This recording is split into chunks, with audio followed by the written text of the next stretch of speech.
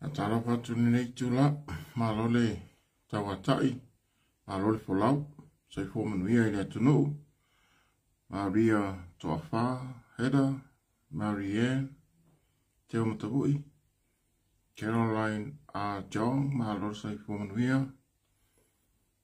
Vaiunga A. San sai fo manuia Vaiunga malo ya o tole tapati mai ya malo fo nga lue ni aso ya o tonu ele upu wa au sanga tu mai le tato fo longa ya o tato tau no mai fo ile ni aso fa popo yaso tato wala mar so fo ya o to a malo atu le au mai mo mai ato si mai fo ia Fred Siosi sina reopena ura heda Lewaki alo Vaiunga A. San mai mo mai ngā ruenga manuia ngā ruenga Vaiunga alo lava aptai manaya amalo ngā rue ya tono toi tie manava alo alo malosi Iyo e watau mai whanua le au sanga tu wai a pule malei. Tama ia na whaate e tui manua.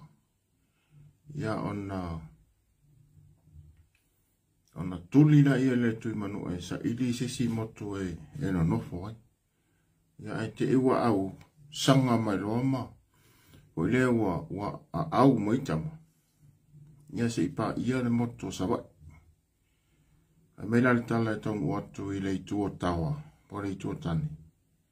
Ia o tū mai le tanga loa tawa, po le tanga loa i tawa, i nai sa fune. Ana sini atu leo tanga loa i tawa. Po fea e te ruo iai. Ia ai tali le tamale mo mua atu. E mateo mai ua tuli ma ua le tui manu. Ia ai whaiatu ia le toi ina o tanga loa i tawa. Ia maa loa wa tau mai whanua le au sanga. Sa awasa mai ai ma au mai ai le lua au sanga i le mema mau. Inana ma wele na upu whasamu.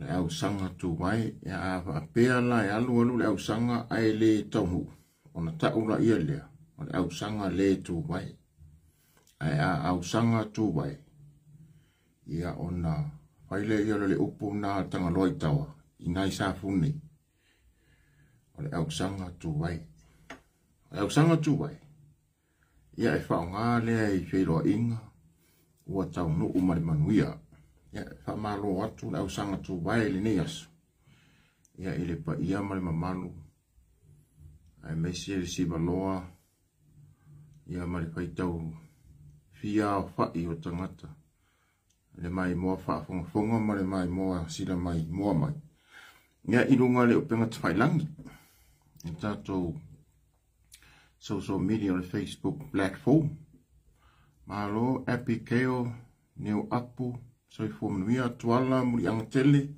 maadia so i fōmanuia alala malai avelalo so i fua manuia Mandy Wilson so i fua manuia leitu taito malo so i fua leitu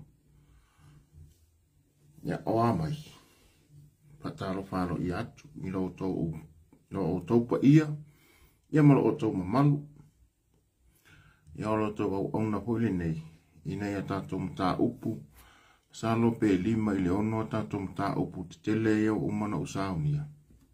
Ia wapo i lau whaafonga anga Samoa. Ia i mea lawa o tupu i tono o tātou watunuu, ia mare society, mare community a Samoa. Ia e oro o a fia i lau ai a tau. Mana tua Samoa, whata ua le i a tau. O la wai tau sa loto. O la wai tau o loto sia le whaamai o Samoa. I le tula fono whaamai o Samoa no mera spulmartou. saoloto ai le whaalia o manatu o langona, le mpai ona tau mia se isi, le aise fe aua le isi, le ia tau le isi, o le whaawaile na o le tātou ia tau. Le whaalia ia tātou langona o tātou manatu, ia I tūlanga saoloto, iai lava ona pātua oi, ala le I tūlafono, pui pui a maile a fia, o isi tangata I laua ia tau.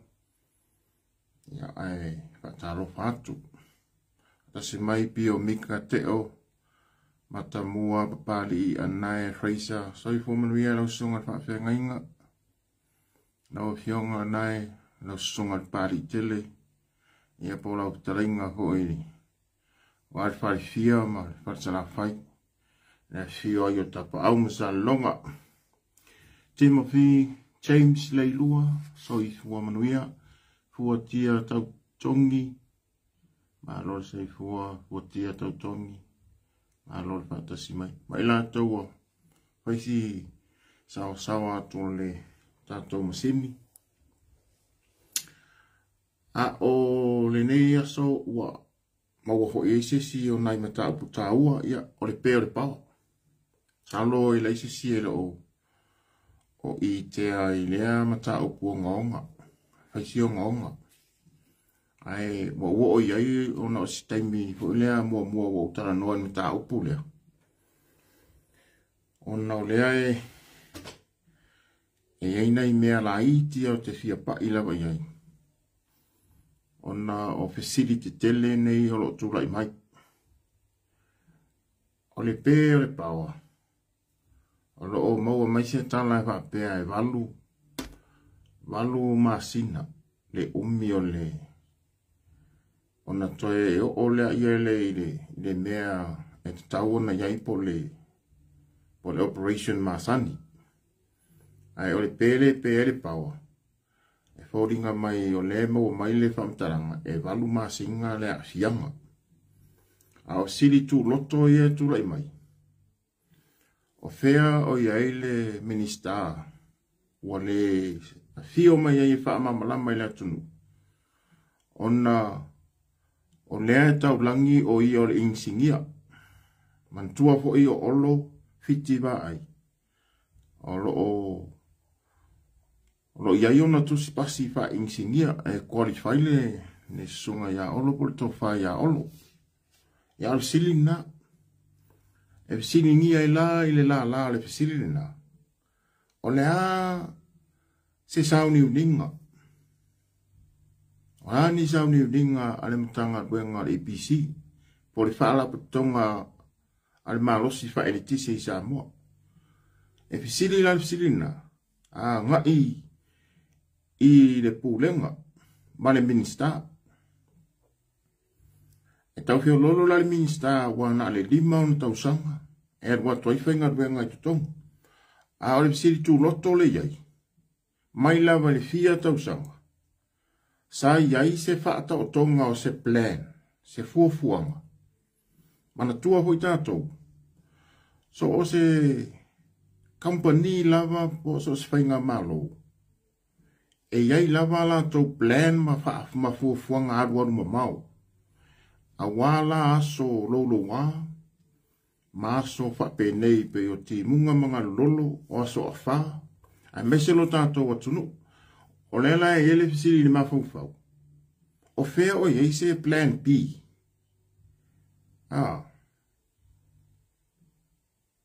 E o mai lava lai le aso nei. Awa o le mata upu lea leo fōringa mai. O lewa a tole masina. Lela a matang savani atu le lua masinga. O tupu pea le mea nei o le pea le pao. A wala no o ila o whamtalanga. E fa feo na... Ona le mawhai ona whai mai se whaasala lau ngā loa ia. E ta uma iaile e ata mai I la tau. O loo mawhai ona la tau. Whaia se tali po se solution. Po ua iai se la tau whata tianga. Ina ia mawhai ona o le paua I le atunu. Ne winga lo whamtaranga. A whai o le iai ne maintenance po le Pole toi whaafo wina o laina ia o tanu mia le mawele, ne tupu mai whaafita au. Ele aise si option, po nisin alternatives. Wai mawhai ai ona, le winga o po lewa pea, na to wo I mea tau plan. A whai o haule si I opo haule pule le tangat wenga, haptonga o EPC. Eia te aule nga ba awa o le puli. O na yaila ia lea wale nga whaila o interview. To tongi ia ui tupe e lata I le se lau wafe tau sanga. Awa o awa noa I o pule po o CEO po o pule silio o whaptonga o le eletisi. E toi titi a o le se lau wafe tau sanga. A whaila o le saingi ko kongi o le puli. Sui puli. Awa au o mai loa laila wa o runga CEO. Neta o le puli. So o mai loilano o assistance. Neka o le ACEO. E lava le masalonga e lata I le tolu wha lima ni CEO lalo mai o le puli. Ia po sui pule e ta o tunai o ACEO. Afa o popola le tutongi o le CEO. Ma tu tongi o la wali I lalo mai ACEO. Le saini le taidua mai aso. Ia masalo e ama le lua sfuru afere tupe alu ai I le lua mai aso. Lua sfuru afere tupe mai mau. Le alu le malo. O tupe ale atunu. O tupe ala o fionga. O lau sunga. Le mai mua mai. Lai tu tongi I lau tax. Tupela na le eva tu tong. Fa puto de malo. Ona fa so ale inga ruenga fai al malo. Ma tu tongi ia tangata nei ta o public servants. O public servants la nei. Pe o no fai atu. Afa o popo tu tongi o la wali ia matamai tai nei. E masalo lava to titi atoa le lua spuru wafe I le lua mai aso. O langa tongi kai lua mai aso le malo. Fortnight. A wafai o le pule. Se lau wafe laka. Se lau wafe ronga kongi. So hakuai ma sui pule. A whaila e koruk whaangi sui pule. ACEO o mkanga nuenga. Vai fo ili. Le whapkonga nge o EPC I o nga makanga nuenga isi. A whaila le ACEO I le isi ku. Le vaenga o kupe. ACEO le vaenga o technician. ACEO le vaenga o isi au o nganga I ko kongo le whapkonga e kasi. A whakasi la ko kongi e kai ua mai aso. Skara vai kai a pe o le CEO po le purisigi la kongi le koru afe le ua mai aso. Koru afe le ua mai aso. Pola ma kongi o nga kama I lalo meo le fai masui puli. Whapopo ako I mawaenga I o corporate services. Whaisike ke leo ko kongi. Ia, anga sa ole o lo whamkalanga. Laka le lua spuru wafere kupe mai mau. Ale a kungu. Ale maa loo Samoa. Kupe a oe ma. Le a wha mai mau e ko kongi ai ma a ai eila wadi ia. Walanga o whewha mkalanga lea. Onga ele o iai se o mai iluma ma ka o mai e a kama mai. Awa a kama mai. Wa leva langa ka o mai se. Ele o se whaadinga o lewa pe o mai e ka o mai ni la ko kuspasi. Pe ka o mai e no whenga mui ne ai ele o le ngale winga o whamkalanga. E o mai e ka o mai le plan lea. Se plan B. Wale wai loa. Ele o koe fo I le plan A le nga iai le wale wana whale komu. Balu mai aso, balu maa singa iale. Le umi le la. E ka o mai lava le balu maa singa lea. O le ikenga le melea. O le set up le melea. Inga ia whaaleanga ai le whainga maa lo o lo kula ingei. Inga ia makua leanga iale ngō le whaatuatua le atua sa moa ua tasi. A mea la o se whainga malo piko sili ngei ngā leanga. Kanum kura I mai le malo ku o kasi o Samoa. Pe a fua le balu masinga. O le balu masinga fo inga le umine ka ke folau a kuai. o lor kai me whaka apel parmengi. Sa ungi no mal whainga pālo kar kau sang fō. Sa lau koe ka umaya le la ko whasalonga le waru masinga. Ia. Ole a ka fiofia ma whape so o le pao ma whape so. Ai le aise o mai luma fola sia mai. O ngā kongu ailo le upu lea. O le transparency. O le mea ngai ma wele upu lea o le transparency o long whasa moa. Fai mea mangingo. Fufola mai luma mea. Fufola mai le fala. Ka u mai le akungu le mea nai kupu. Mea ngai ka o le transparency. For the transparent. Fufola mai le atunu. O le atonu le mea nai tupu. Ta umai, wa mai mau mea tō tino le tunu. Le lau tele o tangata ma pisinisi. A mese le a fia ai o au nanga ese ese. A mese le au nanga o tangata ma mai. Le ma malu maripa ia o Samoa. O no o si inga se ngase atu. O lai fe mea nei o la le pawa le fale mai. E pei tai. E le o a toa. E le o a toa le au nanga. Langa e le mwhaiona kawa a koa. E le asi la iei wha leo leo. Ele o maua la le malo si anga. Mai o le afianga ke lele iai. E mawhai o nga leilo loa ai. Ma mislead ai information. Ilunga o teitas. O le a le pefa fo se il pawa ele isi fea se ngā duenga. Ele o le leinga. Longo winga e koe reset. Kai pe o lau device nga iai. A pe so o pe ka pe so o lau device. E whai ai wang whai me koe reset. A koe reset ngila lau device. Ke leo teitas ka ua o meo aka. O au wha mau maunga ka ua la iai. E leo loa. E makua leo loa. Lost. And then what? O ila le la leo loa koe wha mau maunga o le. O le mea hole le nga pei ele lima fia. Lima se lau mua mua. Lima se lau wafi. Koe wha popole si lima se lau wafi. Le kasi mini o ngale nga kongei le au waenga inga koe su e meo. Le ka o le forensic audit. A wao le u mau ki ngoa ngei ma. Ma wha ma ngingo mai. Ua ka whea fo le forensic audit lato. Nonga winga o mea o ma ngei o le set up. A wao le ua wha e poipo ia. E fia mema. Ma kuida epa. Ia.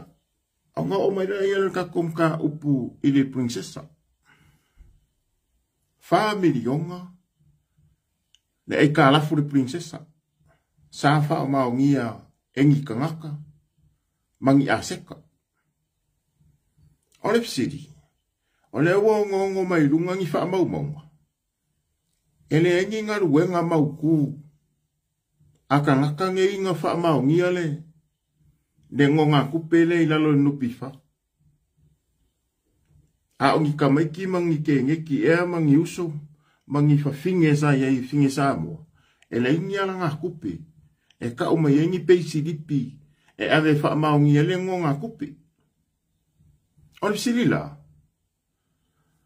O le a fo la se a seka. E mawhaionga o longa value. Ilunga aku o le family onga. Awa o ia ingala ia le longi dea. A whaia family onga. O le au wha inga nga o le lua vai koru. E pore kasi vai koru. Kasi vai koru o le value o a seka. Nai ai. O silila. O ai la e onga le whamua. O ai onga le mea ko kingo lea. Nga wha mau ngi ai le longi lea e family onga. Mai le nupi wha. Nenga whai ele whale o loa le princesa. O le karisa o ai wha mama wha pupu o ele kanangonga. Ele ise long, ele ingi a seka. Ele ingi ngā ruenga kangakangi. E iai le sui le ita pipi. Le onga le longi lea. E iai le middle man lenga iai le longi lea. E iai le sui o le ita pipi. Le iai le longi lea. O le middle man le sui le middleman mai le HRPP. O le middleman a le HRPP. Le onga le longi lea. E nganga maua mai a o langa share mai kongo le longi. Ave lo le siva e nga whaanga yo i whale o loa lea. A wari sike le, kai kukusa le i ale me lea. Ma le mea fo le nga kupu fo i. I le mea le nga ka umai e spano. Pa mea spano. Se fulu milionga nga laku le sainga fai e fo ilango nga kupe nupi wha. A ua lua kolu kausanga. Ele ai se pei mengi warwak. Ai nga ua su e loa ma vidi e le CEO. Ai saule le sainga male lanchu male kupe fo le kongi ele lanchu al CEO. Ai ngofo ku CEO ma wha ari siki. O se vaenga nga orang pei mengi. Ai nga saule le CEO ya. Ne sainga lea ma le kupe lea fai le lancha al CEO. Ma le siaki e fasfuru afe e kongi se vaenga o langa longi le se fulu milionga. Ave mea e avaku i o e kala mai le bank. E pār siaki. E le se mea kongo le account. E le se kupe kongo le siaki le ngakala. Le anga fai mei nga vidi mei le kengi sa mole nga ngofo male senga. E ki poki mai e li poki mai o le la sola le senga i fa. I ron ko rua senga lai oi senga. E kai kusa le ia le fa vai ingo le longi renga. Ma le longi le family o ngal princesa. O le waku ngi senga. Ma folanga o le au mai sa au mai fo ere i HRPP yonga kaimi. Ma fai mai. O longi ngai e wha mao ngia i lalo a seka.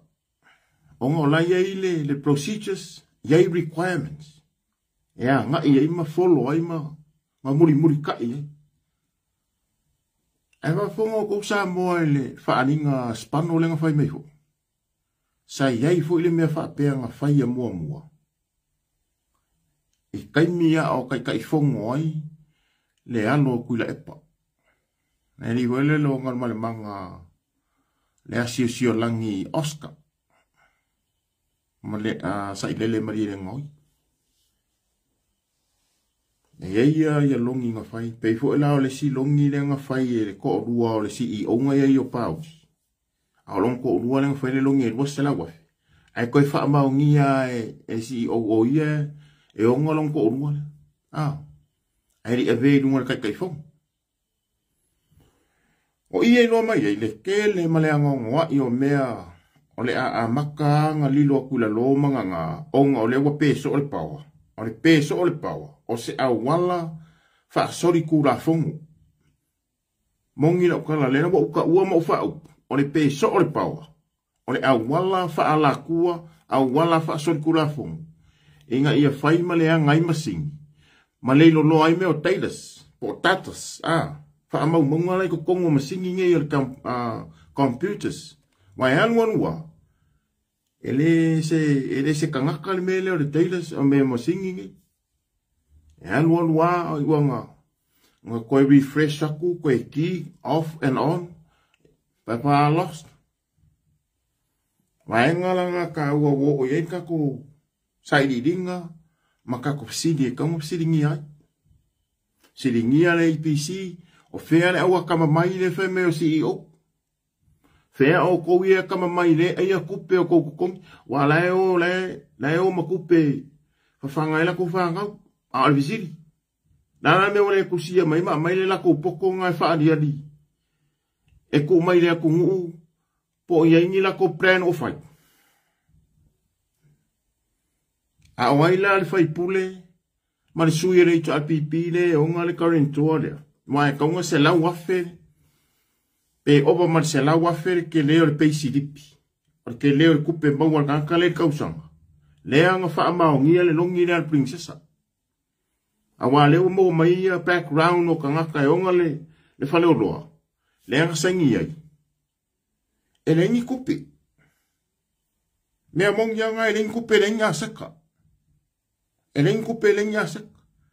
Ai se ifa maongia muli ka ko fam kalanga. Awa la wa alu le maka upu kongo fam sinonga. Kukulu fa fam singo. Makwa kukulu. Lima ka usanga le ummi o le rapa le e ufufi e fa fam singo. Ai fai mai ole ummi nga le rapa le nga ako. Fa fam singo. Ai se furu wongo ka usanga le makua le fa fam singo. Fu ala fa fam singo ku wai le wa ave lalo.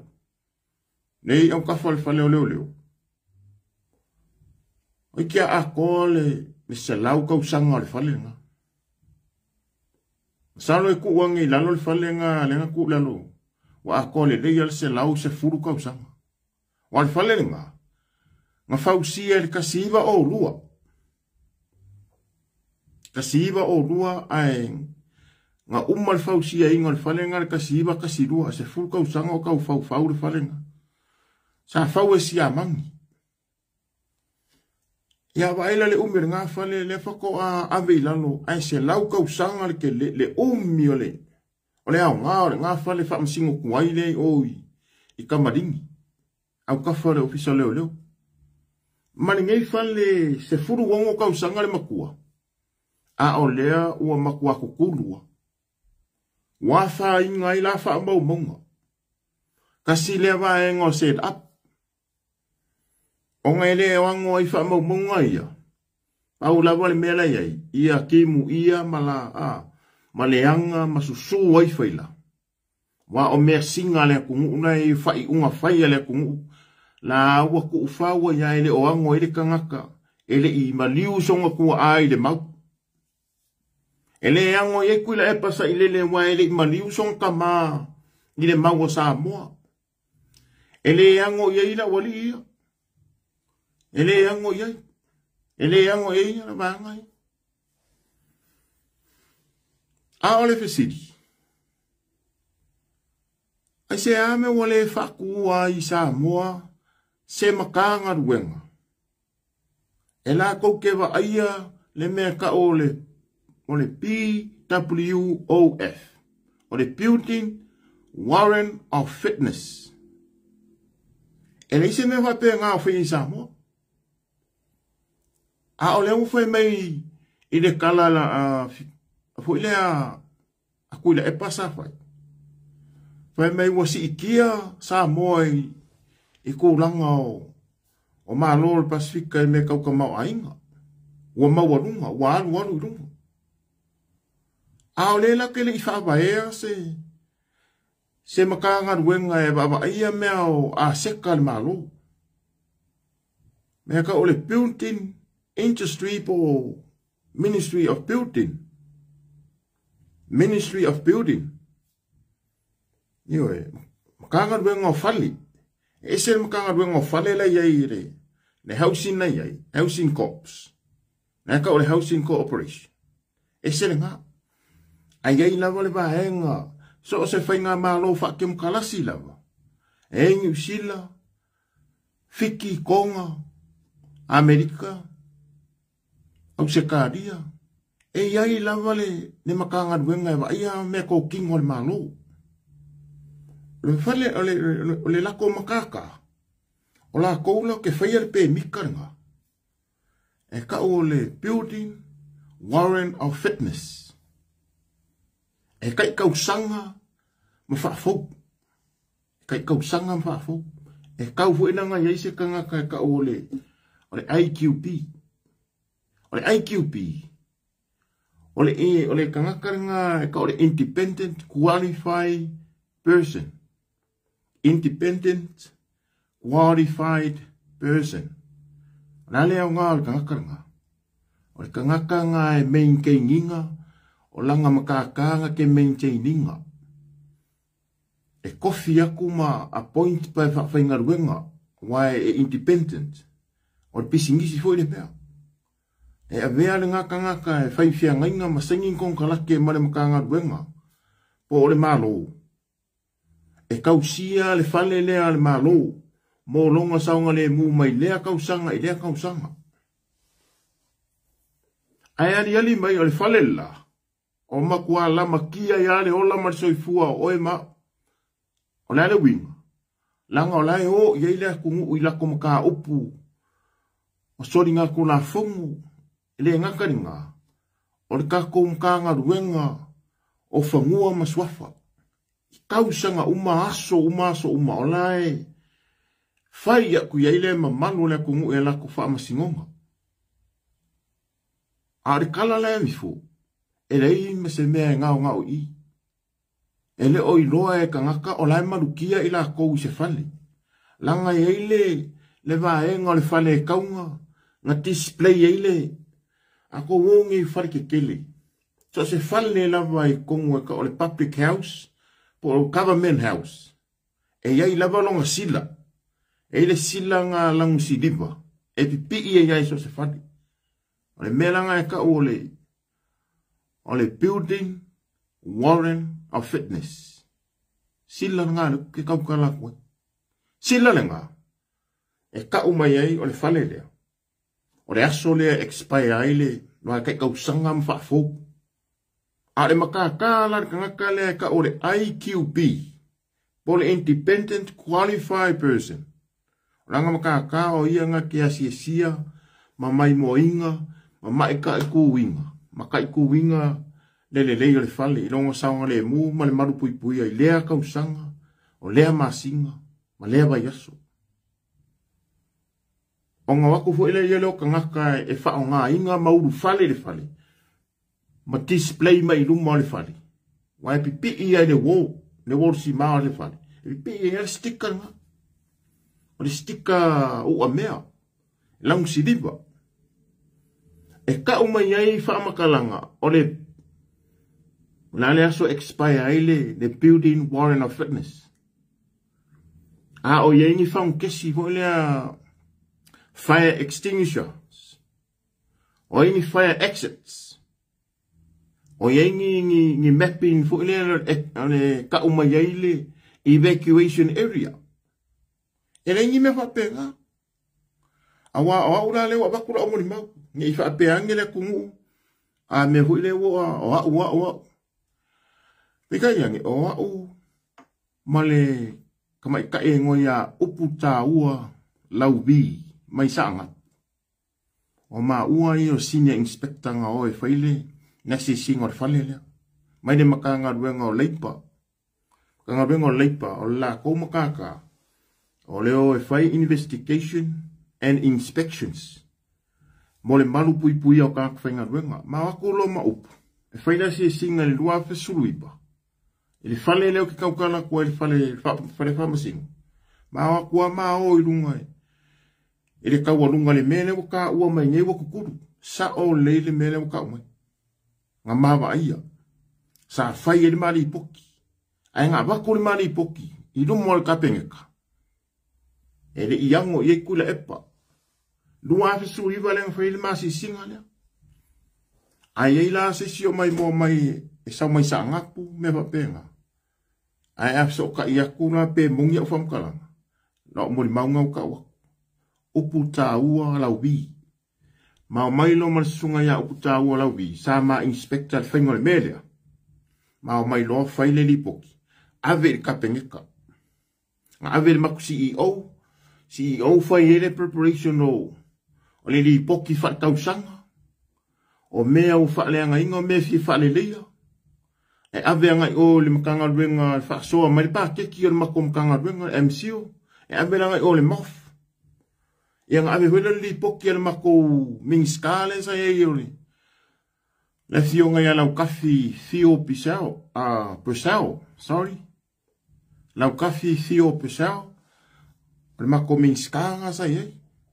Ia ngā huela le mako minskale poki o le kapengeka. O le pinga lau kala le aso lea. Le aso lea nga ave le mali poki. O le a ave ese mai pāku kia wasu e mai kongolonga ofisa. Ma ke mau aku le ofisa le whamsingo city. E makua pū la poko poko. Ke leo le pū ilunga le whaaro. Ai trap kongu ana ki munga i au kafole whamsingo city. Ai wa ai le paki o le fionga ia pāku kia wasu e. Inga ua mawa. Pai mai kua le vanga ka fia wa ai. I se ka ngaka e responsible i mea ngewa. Ore kukurua le karuanga. Wa akor ka usanga o kukurua ia whapea. E whai kukurua ia. Ina official whakong city. I mean, official whamasingo city. Mai loko peli poki lea, whaile mani poki. E ave ese mai ele whamasingo city mai longa officer. E ave ese si officer wa keu whale. E kaunga koe di pea longa officer. Mongi la wale whamkalanga la ua umanga apakula umori mau. Whai o lai whakafunga mai. Mo kingo ho ia maua mai ese si o MCO. E lo le leia o fōringa ni. Ma ua le ma upu taua. Nga ma whaia le sisinga nga. Ma remove ese. Le whaamasingo sili le fionga ia pāku kia wasue. I le lua awhas furu maripa. Kukunu le whali. O i e ka umai ei. Le maa lepe lepe o konkalake. Ma whea ngainga nga whaia le HRPP. Le leanga o ngei mea. Le leanga o whea ngainga nga whai. Ma le ai o sepa ai mamau. Ma le wa ai fo le whapea. Oh, e ka kau fo inga i se makanga luenga o le building Ministry for Department of Building. La ko ke whaiangi Warren of Fitness. Kau waile ei le kelo ngei mea. A le wa makang kau ku lei mei whai mei o le faste onga le angangi. E ngā le vale, a inga meo ka meki fo i Wa le anga ulu, makaka o le anga ulu e le mamalama i ngi koe ngā kau whaabalea whai mai o le fast. Whai mai o le whaatua e le atua o sa mo o tasi. E o ngā umangei, ngei lapida pēa leo. Le ala amaka ngā kū lei mai ma. Ma whai mai o i. Ia o ngā o mai rola ia le i le. I le vesili le whaapea. I le koe inga leo. O sa ilele ma le kenkiki le o ngā omi. Sangi e sa ilele. Le whea ngainga le anga karangoa fo i anga pō. O le whea ngainga ea. O le One China Principle. O le ingoanga e kasi. O le ingoa au kūhorenga. O le ingoanga e wha ingoa ia. Ia sangi ngā whea ngainga sainga i mālo. O mai e whela ko whea ngainga masainga. Kasi ale ngoa. Sangi umai le agreement. O le urua i agreement na wale anga whai makuila epa. O le ngoa fo inga le agreement. Po le whea ngainga nga whai. Masainga. O le ale ngoa. O le One China Principle. O le One China Principle nga ufa mamanga po. O le ku inga ku lea o le akungu o whai paanga masainga. Inga ia au mai so soangi senga. Ia nga whaafikawa i fo lea ma whaiwhia whaafsoa inga. I ka mao a inga o lea a kungu ma lea kungu. Pika iange e a mai lawa e senga lako insinia ma lako whaifali, whaufali. Ma mea whapenga. A lea mua reri mei ai. I le sengi inga le whenga inga lea. Lea koi whaafou e ti mei. Le lo makua ti mei. Ia po lo makua fia mei. Lea wha whaungi le aso rua ongo Novema, rua whenua whaa kau sanga kea. Ai, e le i loa la e fia me, o ia lava, ngaonga sai ngia lava le whenga inga wha whauinga le, pe koe renew. O lai ko kongu, ai a inga kai kasi. E la vea ima le stock exchange. La vea ima le stock exchange. E pe yo waenga ngā, le wakarakala kuka pokalame. E aka wha solo mai ei loa la i le mele wakupu. Ia leo sa ngō sunga i lau dia le mani atoa. Ua iaile ka kou wha vai. Ia vi ia lan ka mari langi lea kua sisi esi. Ua a koa kingo wakau siki. Ua a koa kingo le kama. Ioi. O leo wa iaile le pinge po le evidence. E pei nga fisiringia ma kau ele e sunga le pani kee a papari ikele li o ka eu maspau. Ina sorua kasi o yang wari. Inga ua waku le kusi al fast. Ua whaake al ko ongo leo whaipule. E inga omi o olo fiki ba ai le bao polo. Ia o lea kingu o setu sifta fau olo a fau alo. Ia ma sui pale mia ia Iosefo. Ko ongo la whaipule nga. Renga waku le sorua kasi kaunga am ese mat pale mengi ua whaake amale. Male vaenga whau whai. Ai whai mai le sunga le pari kele. Ni o ka eo maspa. E rei se wha maunginga. O mea lea ua whake ai le vaenga lea. Le kalanga le whai mai. Ma le upo e whapea. E le o se whai ngā pāki le pari mengi ngai. O lea la ua complete le assignment enko mai le pāki le. Whaatua tua le tua sa mo otasi. Lea la ua ka umai. Masau ngoa mai le sunga le kai fongo ya. La uli le mani toa. Wa umanga whai kako whaavai. Constitution not paki. Ma o popo le maku sia umai mengei. Ai a inga o a vea masui o le paki whaavai. O lea la ua maua le evidence. E ave ai loa.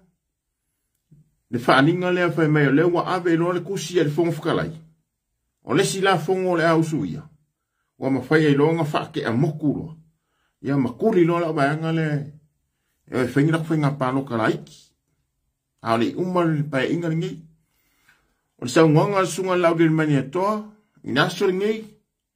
E koe fo i lava. Le vaenga whaapwhai e ave le whaafikai ma whaafsangai ma whaamala malama ma whaapula. Ia fio anga mai kumalo. E o mai ei whai pule ngei. E le o se whaale kongu la po se vesi po se. Po ua mawae vaere mawaenga nga osi. E le vaa le vaenga whaupwhai al fast. Whaatua le sa motas. E le aide se whaala belave. E le aide se me okupu. Po ua o ia. Le vaa ngofo le. Le ava whakawhaka ma le vaa whakamari.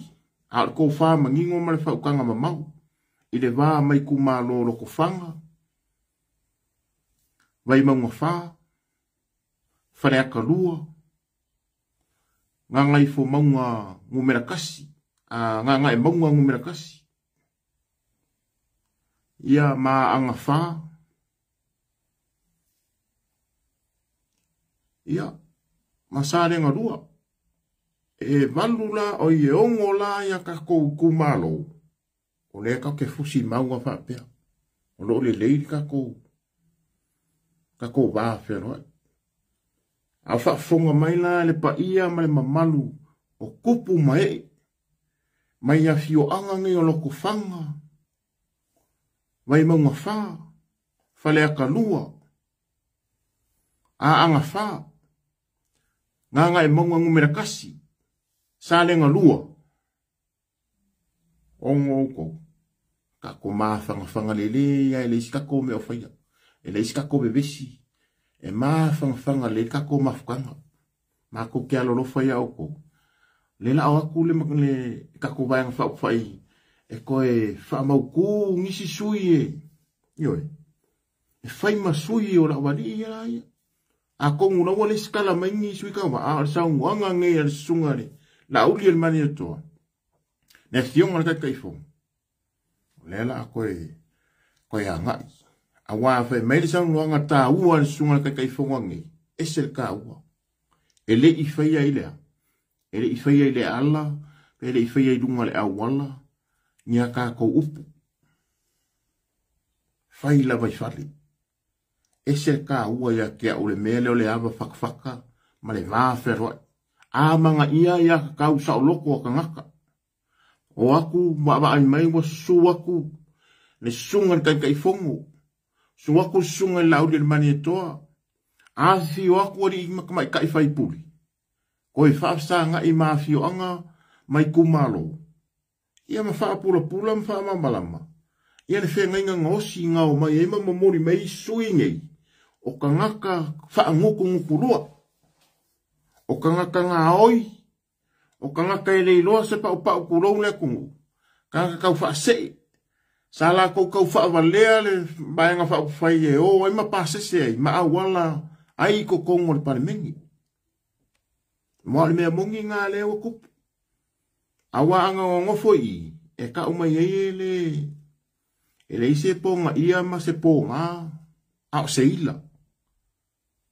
Awa la ngai la ma ponga ia. Mai lo ai o kanga nga o nga o mai ko kongo ai ia le la wari me nga o le la safa o ngale le vai nga fa fai le ngore fast o le ie fast mo le muakasi o kupe ale fast o policy ma nga ba ka fast safa ko singa i kanga ka ia pa loka ia la ko le nga mangumalo ia la ko ngofo nga ui mai ai ma ave ma sui fai puli wa ke leo ngai me nga ave fa ka ngare fast sa ave ngi kanga e ko aungu.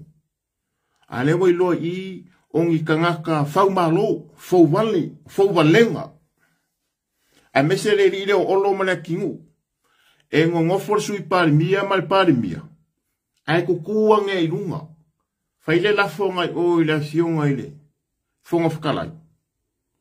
Waka umai ai o la wani ia o le au fau wale. Le wale ango le pawa. Le rile o olo. Awa ele o koe yango isi a ki nga emeseru manga i o le kungu. Mongi le o kalaranga. Awa nga ango iai. E wha o nga la longa kofi pa la nga kofi fo ile o longa kuspasi le wha sile sila so o mai ma fola.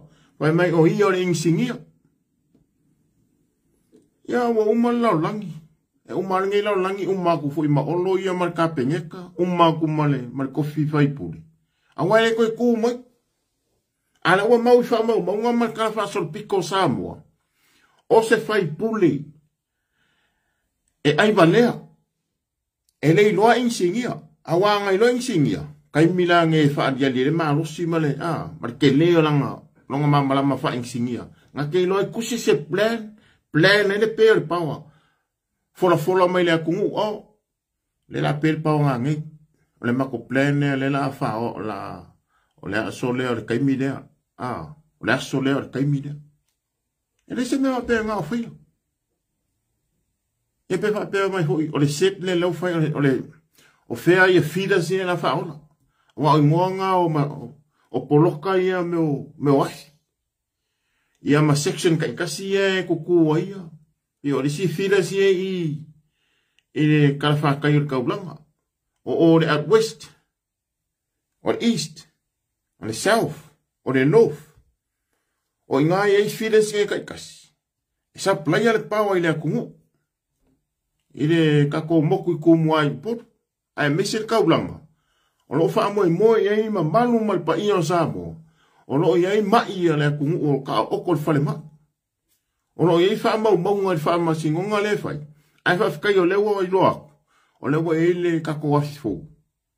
A wale wha masingonga nge i ke i fo i wa. Paula le mea le anga le kupu mali wha masingonga. Ua makua kukurua. Nongo winga e sa waki munga. Ala ua ka apel wha masingo. La ua o ka ngakari whare. Ai ko ufua e ale whare. E sa waki munga susu ma wha mau maunga. O lai e i mea singa le akungu. Wha mau maunga o le. O le whai unga o lea. Mea ma lea mea. A lea wheme. Ua kukuru. Ia, o se ka upurunga i ngisi o vaenga. E vaenga longa wha. Ai, wha ai ua kun ka upumurimuri. Ka ua wha pēo laisa moa le vaenga le UNO. O lo o whaile lako wasi singa. Ma whaile lako workshop pe kolu aso. Sa lo le vai asongi nga whakingo i ngā wha moe. Just recently. Le mea le whaungi, longa winga. O le ua makanga assess. Ia makoe a sia, makoe whaile workshop le. Wha amaro sia i. Le mea lava lea o le anti-corruption. Wha ala kua. A mionga wha ala kua. A mionga le kau wha avalea o le ngaoi. Wha ala kua, oso i kua, sori kura fongu. Misen makanga luenga o leo, waka ua ngem makanga luenga o leo. O le makanga luenga o kangaka so e mea. so e kupi ngā oi sori kula fongo o makanga venga o kanga sori kula fongo iwe e ala mo fa ngā makanga venga sori kula fongo a wā fo yo le sori kula fongo le komisingo leo ia le ngā au mea whanga wha sori kula fongo i a wala wha sori kula fongo i kongo sa mo le kausanga lua fe marewak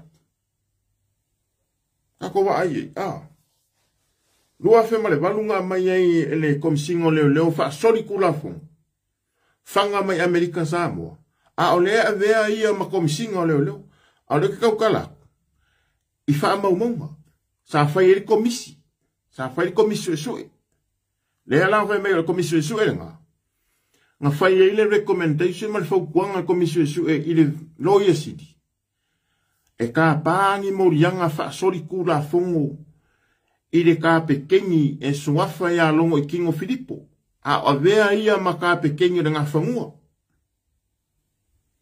a o komisi ngai le sunga ia papari i lo le ngese ngeru na warina i e korua sa whai e whai unga komisi e sui Commission of Inquiry ma le lako whaukuanga e ka kau o ngā whaingi morianga wha sori kula fongo a lai men kupu nga tinai o le e pari mi o kuila e pasai lili a mai loa treat a mai loa fusi mau e sai lili fusi mau e sai lele i longo i Kingo Filipo ma ka uoronga kari a wā le whainga ngā sa whai e sai lele lea le ngā fumfa me uma lea na uka ua kua le aso ngei aso mua ngei wa mamuru wa kua ise mea fau o sa ilele o anga i o inga sa whai so se public servants e ka ua i wale anga longa ingoa wa ka ua anga inga a o laiva e o sa ilele o le kangaka lea le wha mo inga a o lewa mo ria e se sori kula fongo po ua sai kia o nga sori kula fongo e ongo wha ke ai maringaruenga e ka o sa ilele vaenga nga o anga uo o members foula i ale i TPP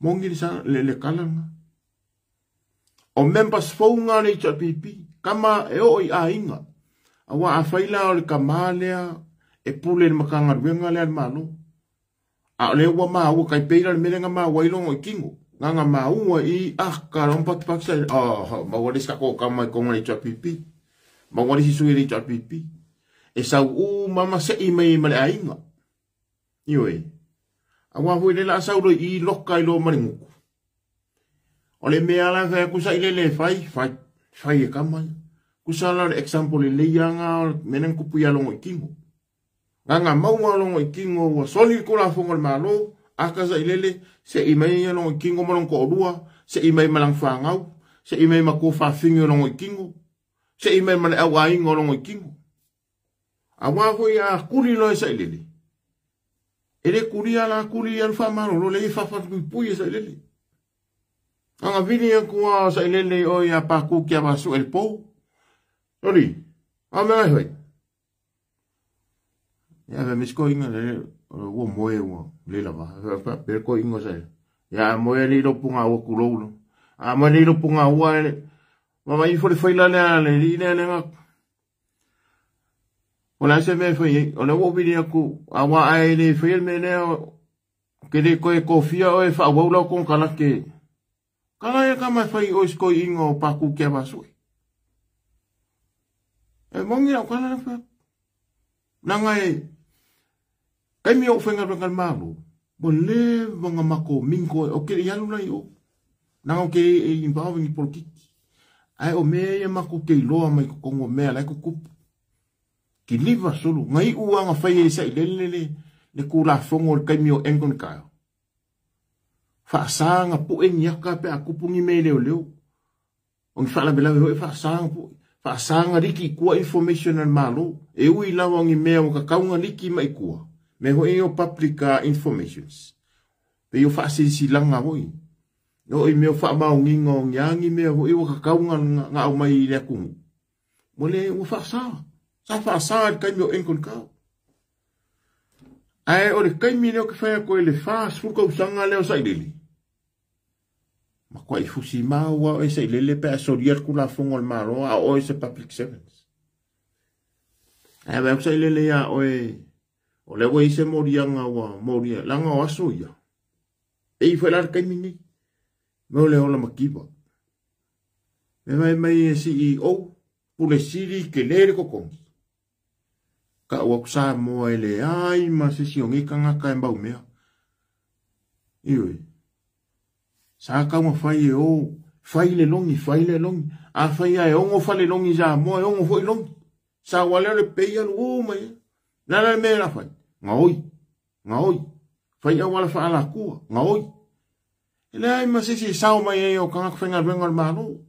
Mai se va ngai fa kum la me fai sa le. Mawasia ngoi, mawasia membal parliament HRPP, mau foi kamala, e fa pe foi saneli. Kama pekesa. Mau for quem que pekesa. Mau for quem que pekesa. Por nega sa vai ko inga. Yoi. Nem ba que foi ko inga le mea. Ali ko ku ale. Nega ngala inga. Ako koe kia ngeia whakarakarangonga sunga laure mani toa male ko whaia kapuala. E se whakarakarangonga len whapea mai e sunga laure mani toa. O koe inga lea o lea sa. Se kiu longa whale I uloloa I meo. O fo inga swa vai. Pinge nga lo pamkalanga le o whea koe. E komo I uloloa I fo inga swa vai. Fu aswa vai mai ai mal a public servants ni. Ka whenga ruenga mai. Wahui a mamunu ngei pe. Ya ole sila menga whensa ele I. Wo oi wha ngaua ala public servants. Ave whasko sipi. Ki ngangane au makai ave whasko sipi. Ale nga mua ile me fu ile nga kupu ile vao ka kou mauskaria. Yana ka wak. Nga kusia koe le malo au skaria ma le malo ngi usila. Wale ko la kipi. Ave ese moku wa kipi moku au skaria. Mangi usila skola sipi mai Samoa. Iwe. Sa ye skola sipi Samoa nga amaka mai la wale ia 8. Nei sa amaka mai le ia 6. Form 6. Sa standard 4. Sa ka uya so ye standard 4. Le waka unga ile ia 6. Ya ngarule form 1 pole me yang idunga form 2 maka mai nga fai skor sipi sa ofa ku ele malong ibsila wa ngibsila fa ko afai ngeia ka ko su engol school si au school si sa ka ko su fa kasi school si yang ibsila o school si ale set upingi o set upping of engol school si sa mo e su fa kasi su enga kas senga sulua. Ya, makarong foi mo le I. Ole mea la mai kasi fa penga ho. Sa ofa la el malong usina. Le kelle o abango fa skorsipi. Ile malo sa mo. Ai fa uka o ko le mea sa kup. Wale mangala ula umai le ba nga le cho pipi. Le mangala umai fa ngau a public servants. Ka whenga ruenga le malo. La fa wo e kula epa. O langa fa ngau. Le alanga le kupunga le upu lea, papa stui. Ele se ingoa kau wha pire ngoa le whapea. Kusa le whako aka koi loa le kemini. Ia ngisi mal pa ia mal ma malu o Zamboa. Ai wa le wanga ma koi loa. Nga ka umai a papa stui a soia. Ka ue kamai langa o papa stui. A le eise piri ale kamai kikira onga. Vili papa stui. Ya pe alu whapsanga, ole kumu ai alu ngi de mengsa e kula psa ele officer kula e pa ile the Central Bank. O ngasa ele officer kula e pa Central Bank. Farki o akale luai falo le malo le I makangi ala rua. Ole si fale la piko o. Ole si fale ka ole mauka fomu nga. Maka afa fomu nga muning u le lua. Kamao lo makua le timei. Ia pole adapted father o fia me. Waronga kama fai. Ele o ia se finger ko inga. E ngaka ia muning u suri mongi ole. O le ainga le o fia mea se suti. O le mea la le kwea koe. O le building le piko mai. Ne le Central Bank. A esa wale koe le pingi mbe kele meo kioaka. E ngofo le ngar ko ingo fia o yo kule epa. Mai a sa koa komu kangaka e o i runga. E vai kule epa. Le ngāru ai fui masalafa. Ngāru ai fui marikako kama vai mumuku rao salafa. O le mea o ka ua ile mea. O le mea ngai ringa susu o salafa. Mea ngai ava ai ngei kele o fake page e sau ngei. Ma le ika o salafa ia ke au. Ngongofo maku lei me me o le fere si fake page. Ma fai o ngakala. O va kule ai ni salafa ele wa. Au ke kua ia o mea iskanga. Oro masa no salo ai su ele le po inga fai o kala sa. Ia le lang koe whare le ire maa waa ma le o salafa. Ko pai salafa hoi rene. I fio anga i sangonge kurou o ka ua le si vae ngore. O le mako piko mu. Nanga o vae nga umai o sakpa ikia. Mako mu. Nala kaua. E ka era uka ua sa o ele li irea. O inga e alu i salafa i runga le whale le Central Bank. Kasi nga kanga. Nga sunu ia kuila epa i meo le avenga o wanga au siva e ave kukuila. So se au siva e ave kukuila. Ya, e sunu ia kuila epa e whakupel malanga le. Vili kuila epa e o, kope maile, kope maile ne visa o kama ia kae au arun malanga. Vili a kwa kuila epa. Ko ngeki kuila epa i meo stakes. Wanka uole upule stakes. Part and pieces of the puzzle. E link umakuila epa i vaenga makanga wenga kai kasi. E uwe kuila epa ia ua o CEO. E uwe kuila epa mafau o mingiska ai kuu kongolanga kanga. Mongi yang kalanga. Leanga ka komori mawinga. Sa ko mai mo ia pe ako koe o ikuo ke makamaka i video nga.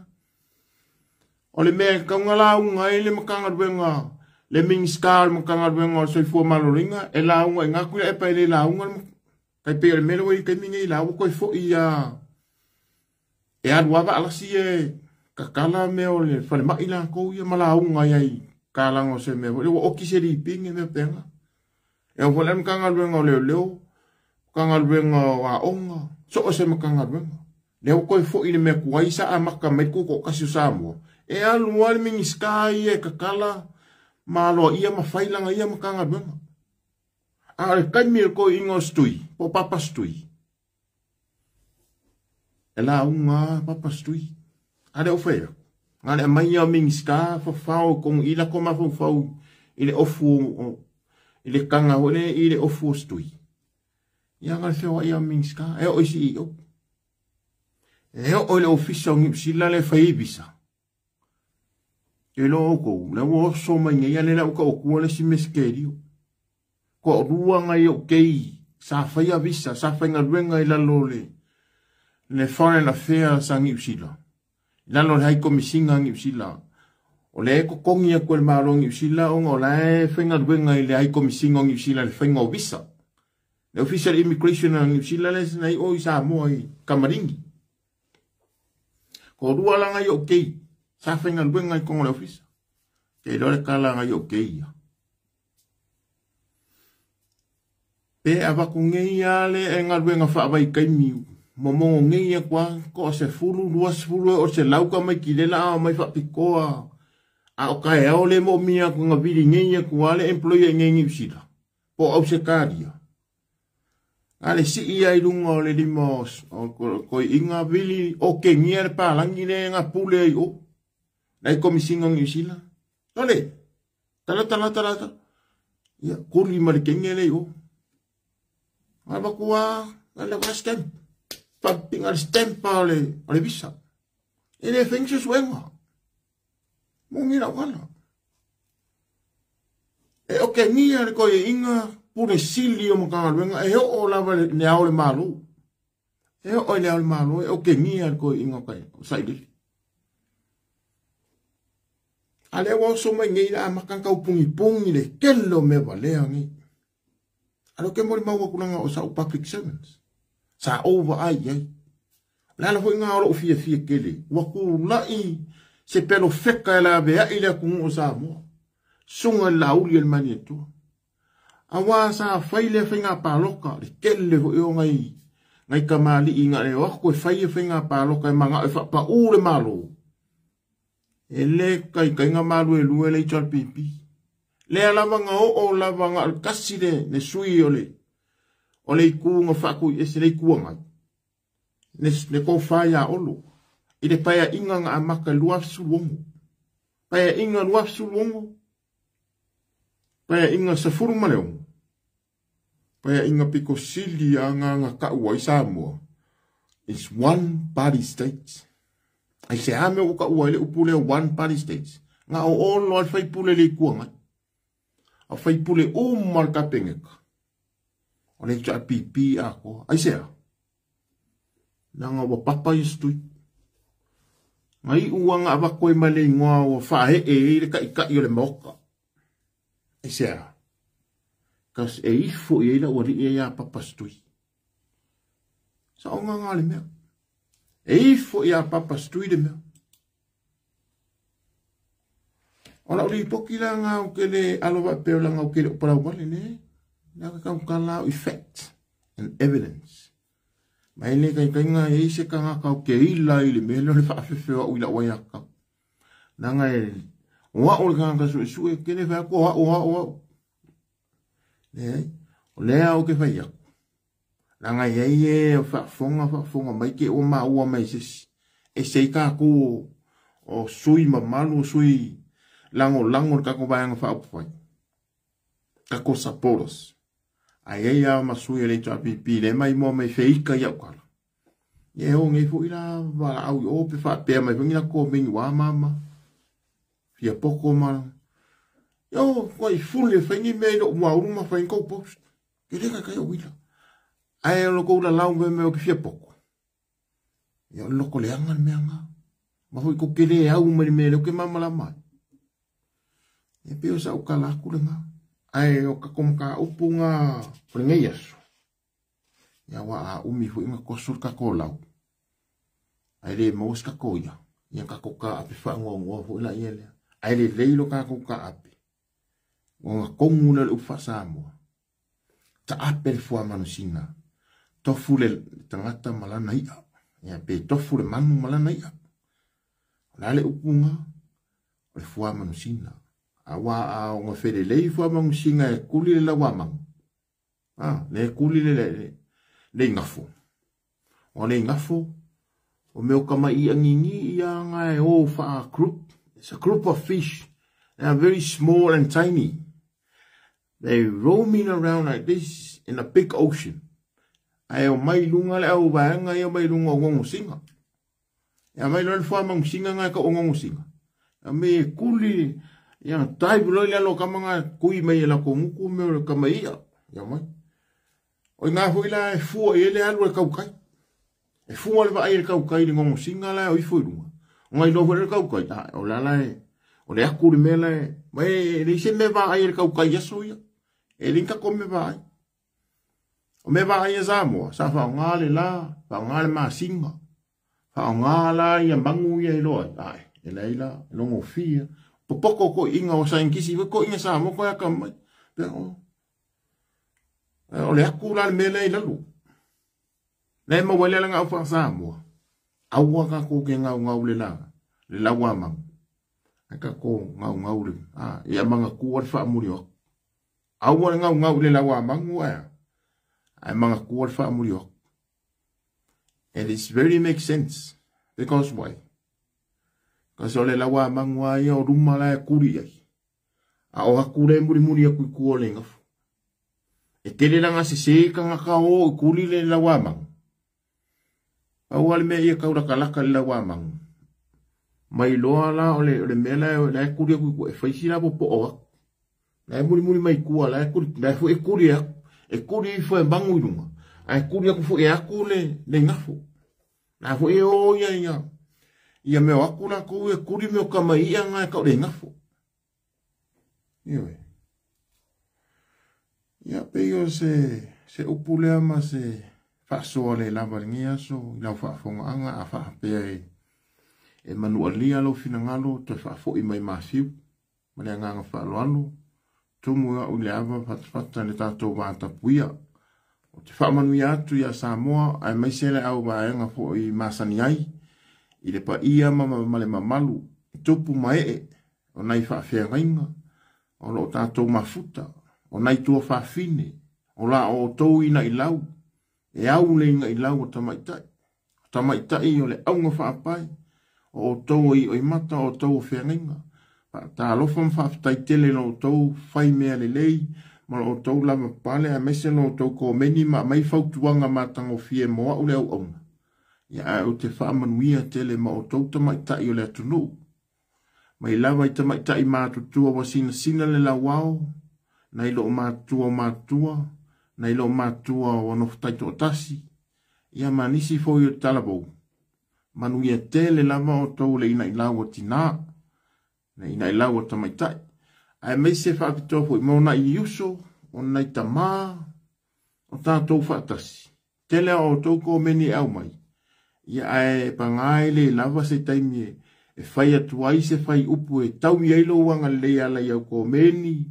Ia malau lango i lau.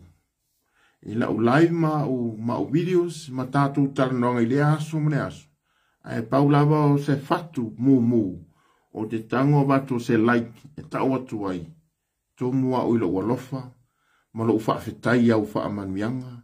Ma upu whaala e au e te au mai molo nei au auna. Whaamangalo se aleu. Se pati wasala. La foia i fonga wātele. Tātou whaamalu e tasi ne atua maruna fina ngalo. E maangalo i tātou taito tasi. Le au auna lea fiu. Si kukalo mitusi. Ia mai lea fio anga o papai puleia. Ngā utawai. O sili ngā taiwai. Satu paitea taanga whai ai. Whale alupo. Sale la valu ma iwa. Ia o manono. Sa tapuala. No fuari. Vai moso. Whale whaa. Sa musu. Sa lani. Mala mangoto. Ia mara telo isina inu o le o tu ila uta. Nei ngalo.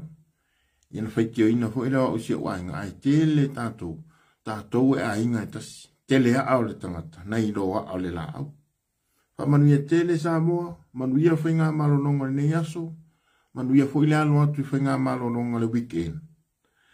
Whatasi le atua mai tātou e pēna sau noa le fionga le pātele. Le atua ma oe. Le atua moa. Sai fua mai manuia le fiafi. Alofa tele atu. Ia au se tālia. Si tete ese le malo tele o Amerika. American Samoa. New Zealand nei. Kala se tete. Wellington. Ia meselo tātou atunu tapuai. Pele o tātou loto. Samoa. Mo Samoa. Saurotonga mo Samoa. Lawa i atau. Sai fua. Mai manuia.